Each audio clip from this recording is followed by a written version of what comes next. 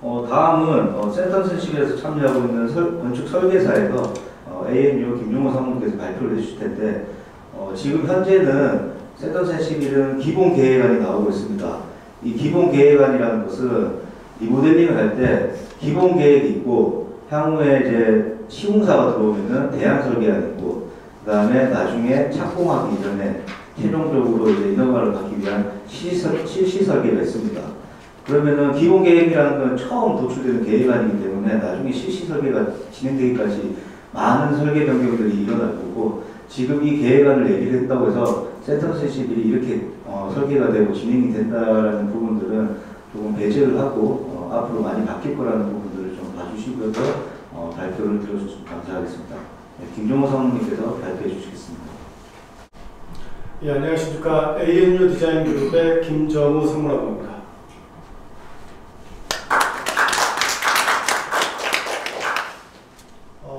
저희가 설계를 시작하기 전에 이제 네이밍을 저희 회사 직원들한테 공모를 하는데요.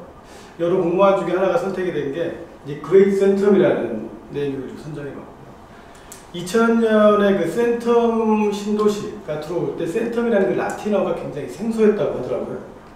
그 라틴어 뜻은 이제 100이라는 숫자를 뜻하는데 완벽과 첨단을 뜻한다고 하고요. 그래서 100% 완벽한 위대한 걸작이라는 뜻으로 그레이트 센텀이라고 명명을 지어봤습니다. 저희 단지의 그 조감도고요. 3월 30일 주민 설명회 때 공개된 내용이 되겠습니다. 저희 센텀 센11 단지는 저희가 하고 있는 리모델링 사업장 중에서 가장 여건이 좋은 단지로 저는 판단을 했고요. 장산하고 수영강을 마주하고 있고요. 그 다음에 동해선하고 부산 2호선 그 세 가지 여기 이렇게 트리플 역세권으로 만들어져 있고, 주변에 초중고등학교의 교육 인프라가 확실하게 잘 갖춰져 있고요. 그 다음에 센텀시티라는 큰 문화의 생활 인프라가 잘 갖춰져 있습니다. 단지 현황은 저희 총 세대수가 800세대고요. 현재 규모는 지하 2층에 지상 최고 27층이 되겠고요. 제일 중요한 지금 지역지구인데 현재 2종 일반 주거지역에 철도보호지구, 상대 보호구역으로 잡혀 있습니다. 2000년대 초반에 국회법 시행되면서 종 세분화하기 전에 허가받을 건이라서 2종 일반 주거지역임에도 불구하고 현재 용적률이 348%, 거의 3종 일반 주거지역 용적률을 초과하고 있습니다. 그래서 사실 재건축은 쉽지 않은 상황이고요. 후반부에서 다시 한번 말씀드리겠습니다. 저희 현장은 전용 면적 84제곱미터 약 3가지 타입이 하나 단일 평형대로 구성되어 있고요. 준공은 2003년 10월, 올해까지 22년차가 된 현장입니다. 저희 현장 마찬가지로 리모델링에 대한 필요는 명확합니다. 준공 20년이 넘어서는 현장으로서 물리적인 노후는 당연하고요. 주차 공간 열악하고, 그다음에 커뮤니티 공간 부족하고, 실거주 민족 또한 협소한 상황이라서 사회적 노후화도 보완이 필요한 상황입니다. 저희가 추진하는 리모델링은 대수선과 함께 중축, 그 다음에 일반 분양 재원을 마련하기 위해서 중간까지 포함한 내용으로 사업을 진행을 했습니다. 재건축과 리모델링의 비교에 대해서는 크게 다 들어보셨을 텐데요. 가장 큰 차이점은 이제 법에 대한 내용, 도시및 주거 환경정비법을 적용하느냐, 일반 리모델링 주택법과 건축법으로 진행을 하는 부분. 안전진단에 대한 이슈는 리모델링과 다르게, 재건축과 다르게 최소 C등급 이상이면 가능하겠다라는 내용. 그리고 이제 용적률에 대한 사항이 가장 중요한데요. 재건축 재개발은 법적 용적률이 정해져 있지만은 리모델링은 용적률이 별도로 기본 계획에서 정하고 있는 용적률 말고는 제한 사항이 없다는 부분이고요. 그다음에 이제 기부 체납. 재건축 재개발에 있어서 용적률을 그냥 가져갈 수 있는 것이냐, 항상 기부 체납에 대한 공공 기여가 필요합니다. 리모델링은 현재까지는 별도의 공공 기여는 없다는 거. 초과이익 환수 마찬가지고요. 조합원 양도 또한 조합원 승계가 가능하다는 말씀을 드리겠습니다. 리모델링의 유형에는 크게 3가지가 이렇게 있습니다. 첫 번째 유형 1번은 수직 중축형, 두 번째는 수평, 세 번째가 이제 일반 분양하는 별도식 중축형인데요. 저희가 이번에 설계안에서 보여드렸던 안은 이 3가지를 같이 하는 안입니다. 앞서 말씀드렸듯이 저희가 이제 수직 중축형을 제안을 해드렸습니다만은 이 안에 결정된 내용은 아니고 향후에 조합과 충분한 논의 후에 조합원들의 니즈에 맞춰서 수직이 수평이 될 수 있고 하는 부분은 제가 미리 말씀을 좀 드리겠습니다. 저희가 설계를 참여하기 전에 기존 설계사가 설계를 참여해서 만들어놨던 안이 있는데요. 그에 대한 내용을 좀 분석을 해봤습니다. 그 첫 번째, 이 안을 제가 자세히 보니까 전체 수직 중축을 적용을 했더라고요. 1층을 필로티를 하고 한계층을 올렸습니다. 물론 작년에 법제처가 해석을 하기 전에는 이게 수직 중축은 아니었습니다. 한계층 필로티하고 한계층 올리는 거는 수평 중축으로 용인을 하고 있었죠. 근데 지금은 수직 중축으로 봐야 되는 상황이고요. 두 번째, 지금 이 104동, 5동에 걸쳐서 지반이 좋지 않기 때문에 지금 저희가 현황 도면을 파악한 거로는 바렛기초가 만들어져 있습니다. 근데 이거에 대해서 이제 한계층 올리는 거에 대한 수직 중축을 하게 되면 기초에 대한 보강이 있어야 되는데 이 바렛기초에 대한 보강에 대해서는 추후 안정성 검토의 통과 여부가 불투명하다라는 부분을 좀 말씀을 드려야 될 것 같고요.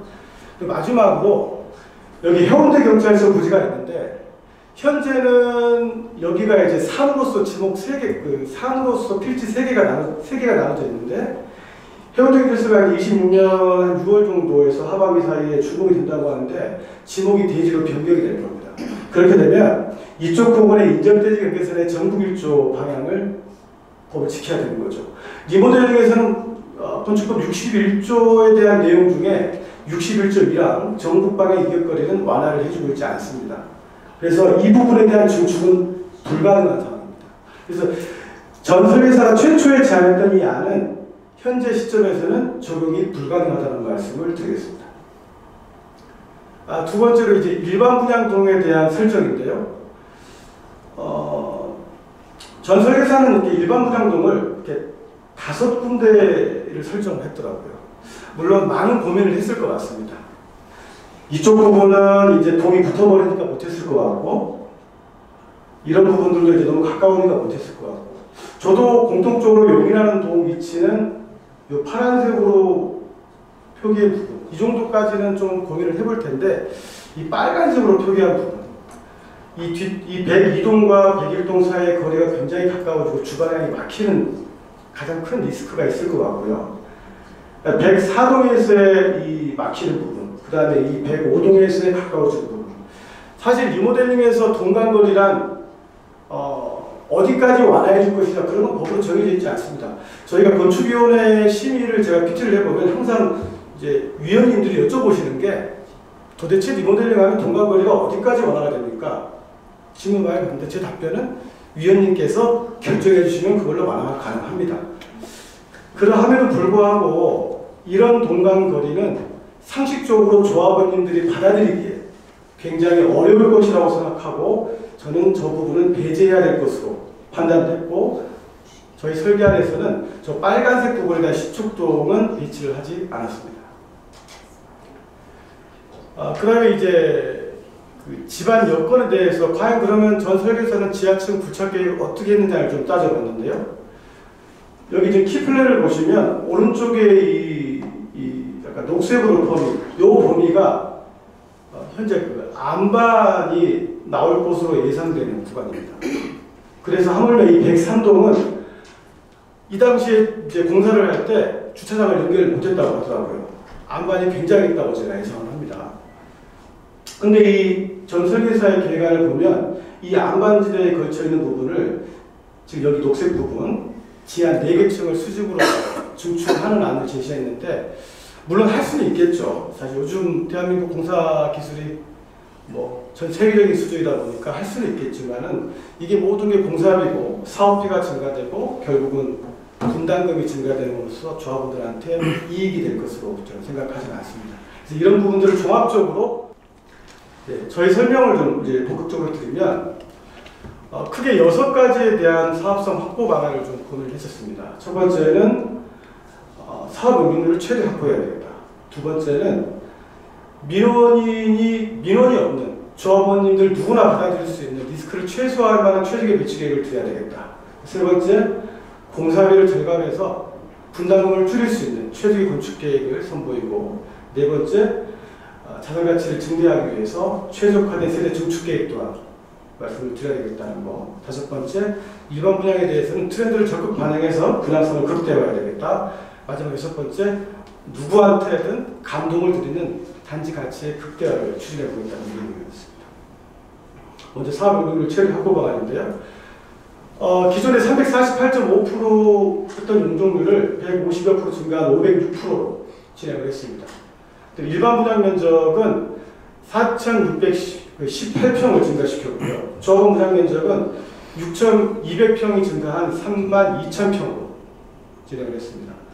제일 중요한 주차장은 현재 주차장이 세대당 1.07대인 것을 0.47대 증가한 1.414대로 제안을 해드렸고요. 이 주차장 대수는 뭐 마찬가지로 결정된 게 아닙니다. 우리 조합원님들께서 2대를 원하시면 2대를 드릴 수도 있고요. 한 대로 줄이라고 한 대로 줄일 수도 있는데 다만 적정 수준이라는 게 필요하고 늘리면 늘릴수록 분담 구매는 좋지 않은 효과로 적용할 수 있겠다는 부분 먼저 말씀을 드립니다. 최적의 배치 계획입니다. 크게 건축 계획을 세 파트로 좀 구분해 봤습니다. 첫 번째 이제 1번에 대한 사항인데요. 조합원 세대 한계층 업입니다. 일단 대전제는 전동에 대한 필로티를 고민을 했고요. 저희 단지의 특징이 1동, 그 다음에 7동, 6동 이 앞부분으로 동해선이 지나갑니다. 이렇게 저 단면에 보시면 동해선이 지나가고 저층부가 방음벽으로 가려져 있습니다. 저층 사시는 분들은 굉장히 불만이 많으셨을 것 같아요. 그래서 이 부분을 해결하기 위해서 3개층을 중축을 일단 하고 1층은 필로티하고 한 개층씩 올리는 거죠. 그래서 일반 분양은 2개층. 그 다음에 이제 두 번째 주황색으로 되어 있는 부분입니다. 저희 현재 단지 특성이 데크로 이렇게 만들어져 있습니다. 여기가 4m가 높고 여기가 4m가 낮는데요. 이 푹 꺼져 있는 데크를 이쪽 데크를 여기까지 확장을 해가지고 이 기존에 1, 2층이었던 거를 지하로 묻어버리는 거죠. 하지만 3개층을 중축했기 때문에 지하로 묻은 2개층은 그대로 조합원님들이 가져가시고 1개층은 일반 분양을 하겠다. 이로써 얻을 수 있는 이 공통된 효과는 저층 세대의 조망이나 프라이버시 민원을 최소화하고 그래서 그 자산가치를 높여드리고 특히나 1동하고 2동 같은 경우는 이 피트로 노출되는 부분들이 있습니다. 이 부분은 지하층 이제 스튜디오 하우스라고 해서 1층 세대의 전용 공간으로 쓸 수 있는 지하를 주택으로 추가로 들여서 사업성을 높여드리겠다. 근데 물론 이 부분은 작년에 건축법이 개정되면서 건축법에서는 주택의 지하층 활용을 불허한다고 했습니다. 다만 아직 주택법이 개정이 안 돼서 주택법에서는 지하층을 1층의 부속실로 사용하도록 하고 있기 때문에 이거에 대한 거는 추후 좀 개정되는 법적인 논리를 봐야 될 것 같고요. 아직까지는 가능한 상황이고 저희가 수원에 했던 리모델링 현장에서 이와 비슷한 식으로 1층의 조립 공간으로 지하층을 설치해줬고 앞에를 성큰으로 제공을 해서 사업성을 높여준 현장이 있습니다. 최적의 배치 계획입니다. 말씀드렸던 향에 대한 내용을 고려한 이제 일반 분양동인데요. 일반 분양동은 사실 굉장히 중요하죠. 분담금을 낮추는 효과로서 사업 지원을 마련해야 되기 때문에. 그래서 앞서 설계사가 고민했던 이 2개 부분은 없애버리고요. 다 외곽 쪽으로만 좀 설치를 했고 그럼에도 불구하고 조합원님들께서는 가려지는 부분이 생길 수밖에 없습니다. 이런 부분들은 신축이 아니다 보니까 리모델링이라는 특수성을 이해하시고 서로 절충하고 협의해가는 과정으로 저는 좀 이해하고 제안을 드리는 부분입니다. 그리고 이제 말씀드린 이 3개 동은 지금 여기 해운대경찰서가 들어오는 상황에서는 수직 중축이 안 되는 부분이 있습니다. 그래서 여기 안 되는 부분에 대한 수직 중축량은 일반 분양동에서 같이 소화하고 있다는 부분 말씀을 좀 드리고요. 최적의 건축 계획 부분입니다. 이제 지하층 공사비를 통해서 공사비를 줄이는 것도 있지만 가장 중요한 것 또한 이 단위 세대에서 철거량을 최소화하는 거라고 생각합니다. 제가 이 현장에 왔을 때 가장 놀랐던 부분이 CM단이 구성이 되어 있더라고요. 그리고 국내 최고의 리모델링 설계 실적을 보유하고 있는 그 CM단의 도화구조도 들어있고 박준덕 박사님도 계시고 여기에 잘 갖춰진 인프라와 충분한 협의를 통해서 철거량은 최소화 해나갈 수 있을 것 같습니다. 그리고 이제 특무조건법에 대한 고민을 좀 해봤습니다. 이 이제 개념도가 2가지가 있는데요. 왼쪽 개념도는 기존의 아파트 코알의 자리에서 하방으로 증축을 하는 단면도고요. 오른쪽은 코알을 최대한 뒤쪽으로 빼서 기존 기초를 건들지 않는 방법인데 아시겠지만 1번 방법은 공사비가 많이 들어가죠. 기존 기초를 많이 건드려야 되기 때문에. 근데 어쩔 수 없이 1번과 같이 해야 되는 위치로 생길 수 있습니다. 하지만 제가 검토해 보니까 이렇게 빨간색으로 칠해져 있는 코어에 대해서는 후방으로 코어를 중축해서 기존 코어의 기초를 최대한 유지할 수 있겠다라는 제안을 좀 드리겠습니다. 앞서 말씀드린 해운대 경찰서에 대한 내용이고요. 지하층 굴토 계획인데 이게 지금 저희 단지 현황의 지하층 단면 계획입니다. 여기가 이제 데크가 하나 있고요. 지하 1층이 있고요. 앞서 말씀드린 요 왼쪽과 오른쪽에 단차가 이렇게 형성되어 있고요. 저는 이거를 기존에 이렇게 데크로서 지상 5개 공간이 분절되어 있던 공간을 데크를 여기까지 확장을 해서 하나의 오픈 스페이스, 하나의 5개 공간을 만들어주고 그로 인해서 발생할 효과는 무엇이냐? 지하층을 파야 되는 지하층을 최소화하겠다는 거죠. 그래서 그 집안이 좋지 않은 파기에 좋은 부분의 그 지하 계층을 최대한 늘리고 집안이 좋지 않은 그러니까 안반이 출현되는 이 부분에 대해서는 그 부착 깊이를 최소화하는 안을 제안드렸습니다. 세대 중축 계획에 대해서 말씀드리겠습니다. 이제 세부 단위세대 계획은 후반에서 말씀을 드릴 건데요. 대표적으로 저희 단지의 저중 면적 기준 25평 내용을 좀 리모델링 한다고 봤을 때 지금 현재 설계한 대로 가면은 실사용 면적이 약 6.6평이 되는 42평 가까이 나오게 되고요. 그래서 이제 기존의 저중 면적 이제 리모델링 했을 때 31.4평에 발코니 면적 10.5평까지를 더하면 42평이 나오는 거고 이 계획을 함에 있어서 대전제를 했던 게 작년 가을에 건축법이 또 개정이 되면서 대표 공간에 대해서는 3제곱미터까지 면적을 완화한다는 내용이 있었습니다. 그래서 이 서비스 공간의 면적을 최대한 실사용 면적으로 드리기 위해서 현재 계획안에는 3제곱미터의 대표 공간 면적 완화가 반영이 되어 있습니다. 그리고 저희 단지 최상층에는 이미 다락이 지금 제공이 되어 있고 살고 계시는데 리모델링 했을 때도 다락은 제공해 드릴 수 있겠다라는 부분 제안 드리고요. 그다음에 아까 앞서 말씀드렸듯이 101동, 2동과 같은 경우 피트가 노출되는 층에 있어서는 피트 노출되는 부분에 1층에 부속된 시설로서 뭐 공방이나 뭐 홈오피스 용도로 쓸 수 있는 지하층을 드릴 수 있고요. 다만 이 지하층은 데크로 노출되어 있기 때문에 지상과 같은 효과가 있다라는 부분 말씀을 드리겠습니다. 분양성 극대화 전략입니다. 일반 분양을 계획함에 있어서 가장 중요한 게 최근의 트렌드겠죠. 코너 타입과 판상형에 있어서는 최신의 트렌드를 최대한 반영을 해서 일반 분양을 완판할 수 있도록 계획을 세부 설계 내용입니다. 앞서 말씀드린 내용을 좀 요약을 하면 리모델링 전과 이제 변경했을 때의 상황은 기존의 첫 번째 지상 주차장 계획으로 지상 주중 면적이 부족했던 부분은 100% 지하 주차장 계획으로 지상을 전체 공원화하겠습니다. 두 번째, 동해선의 방음벽 설치로 1층 세대가 조망권 침해했던 부분은 필로티 수직 증축을 통해서 저층에 조망권 확보를 하고 그 신축동 개수 또한 최소화하겠습니다. 그리고 3번, 기존의 데크 레벨차로 단절되어 있던 5개 공간은 하나의 공간으로 데크를 확장을 해서 하나의 공간으로 만들어서 5개 평지 구간을 최대 확보하고 마찬가지로 지하철 공사비를 최소화하겠습니다. 그리고 103동이 현재 지하주차장과 연결이 안 돼 있는데 이 동에 대해서도 전동 연결할 수 있도록 하겠고요.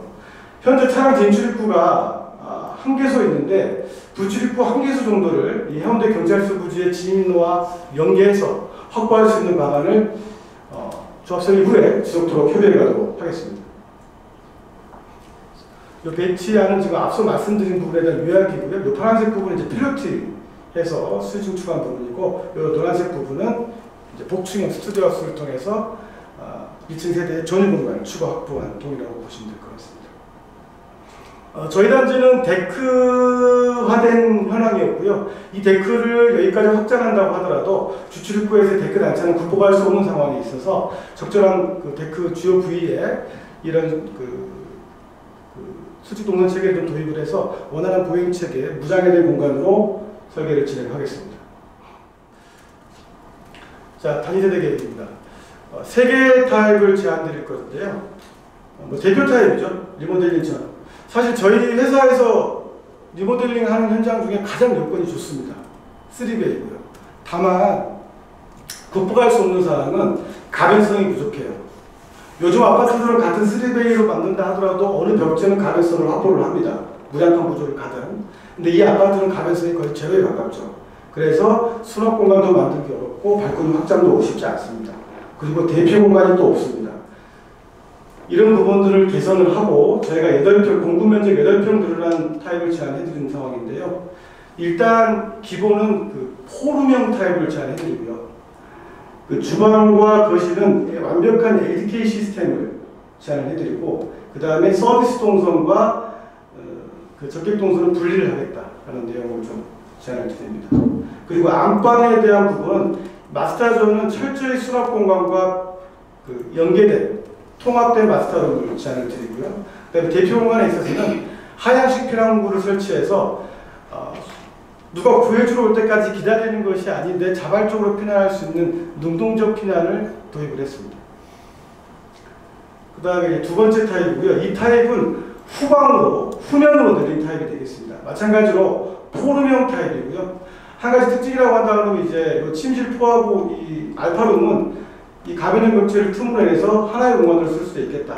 그 다음에 이 마스터존의 강화형인데 이쪽 출입문을 막아버리고 드레스까지 확장하게 되면 안방의 부속실로 홈 오피스의 개념으로 사용할 수 있다는 부분 설명을 좀 드립니다. 그리고 LDK 구조에 있어서는 앞형과 다르게 호텔식의 컨셉을 좀 도입해봤고요. 그리고 마지막으로 이제 코너 타입입니다. 저희 단지 현황 동 타입이 코너 타입이기 때문에 코너 타입이 나올 수밖에 없는 상황이고, 이 타입은 저희가 앞서 보여드린 두 개 타입과 비교했을 때 철거량이 좀 많은 타입입니다.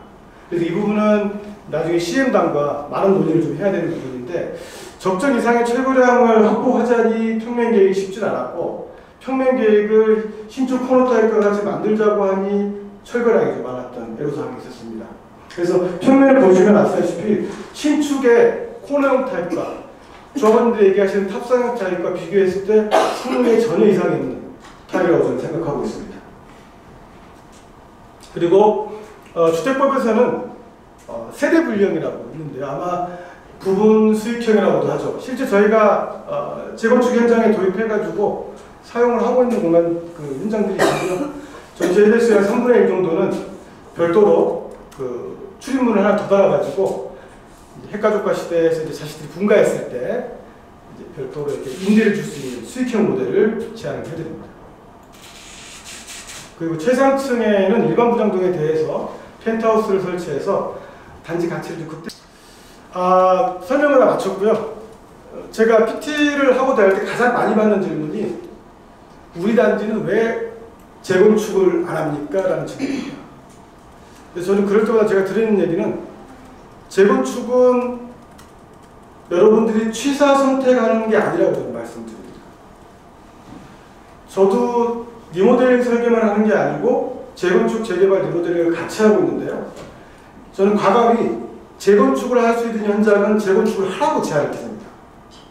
근데 저는 감히 말씀드리는데 이 현장은 현재 숫자 체계, 용적률 체계, 종 체계상에서는 용도지역 체계상에서는 재건축은 특별법이 만들어지기 전에는 거의 불가능할 것으로 예상을 하고 있고, 그래서 조합원님들이 현재 거주 요건에 대한 불만으로 개선하고 싶다고 하시면 리모델링을 해야 되는 상황이다라는 걸로 말씀을 드리고 이상 설명 마치겠습니다. 감사합니다. 네, 감사합니다. 이용사님께서 좀 길게 말씀을 해주셨는데 그만큼 리모델링에 대한 인식이 좀 저조한 거를 좀 강조를 하셔서 우리 단지가 리모델링을 이렇게 준비하고 있구나, 리모델링을 하게 되면은 이렇게 변할 수 있구나라는 부분들을 좀 참고해서 보셨으면 좋겠습니다. 세컨센11은 원래 리모델링 사업 초기 추진일 때 정비업체와 설계사가 선정이 됩니다. 근데 최초 설계사는 다른 이제 시각 플랜이라는 설계사인데 ANU가 내부적 문제로 해서 ANU가 최근에 참여하게 된 점 참고해서 같이 봐주셨으면 좋겠습니다.